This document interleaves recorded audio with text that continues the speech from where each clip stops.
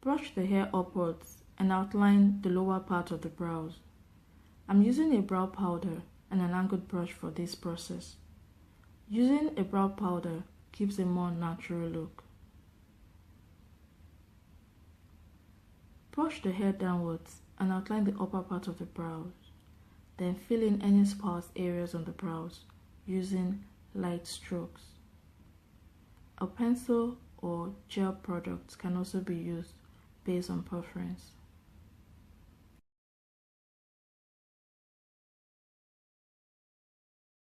My model has a unique and unusual brow shape, so I'm going to fill in the brows to suit her face shape. Please bear in mind, the eyebrows are not identical twins but sisters. They may look different but unique for your face shape. Eyebrow shapes may be slightly altered to try and make them look alike, but it's based on preference. Either go with the flow or alter to create an even shape, as long as it looks good.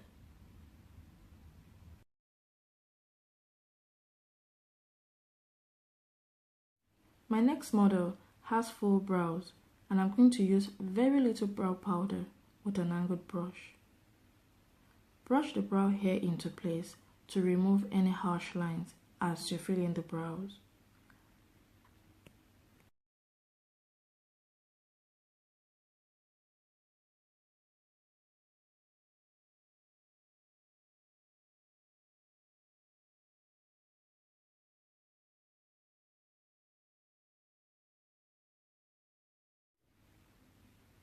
Use very light strokes at the head of the brows to make it look more natural. Remember to brush as you fill to remove harsh lines.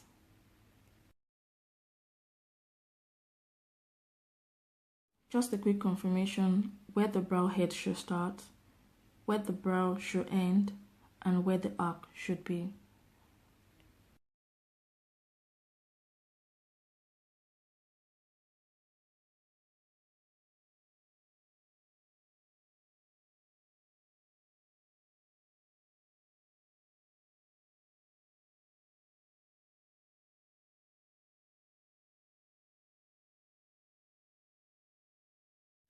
The next step is to highlight the brow bone using a vanilla or bone color or taupe shade.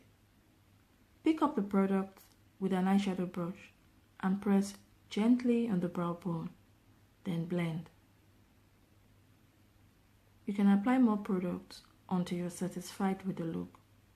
Remember, less is more.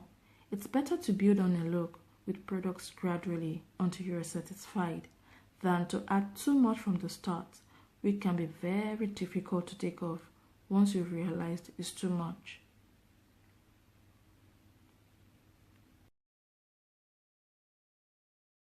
I decided to use another product for the second brow, and this is called sculpting. For sculpting, I'm using the same foundation shade I applied on her face with a concealer brush. Gently clean the edges of the eyebrows to make it more defined. A foundation gives a more natural highlight effect. You can use a concealer for this step.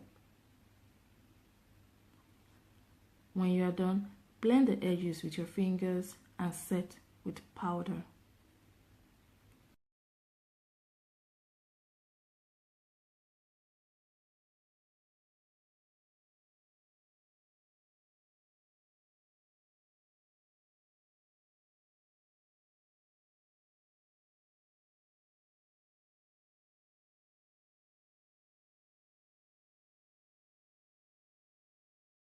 After setting with powder, you can stop here because sculpting gives a highlight effect already on its own, but you can go ahead to apply a bone color eyeshadow to enhance the sculpted brow.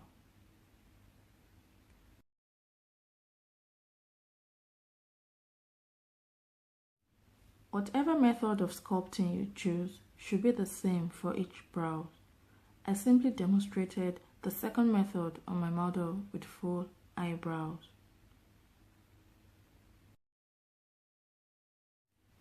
Back to my first model, I'm going to sculpt her eyebrows using her foundation shade. I mean the foundation I used earlier on her face, and I'm going to do this using a concealer brush.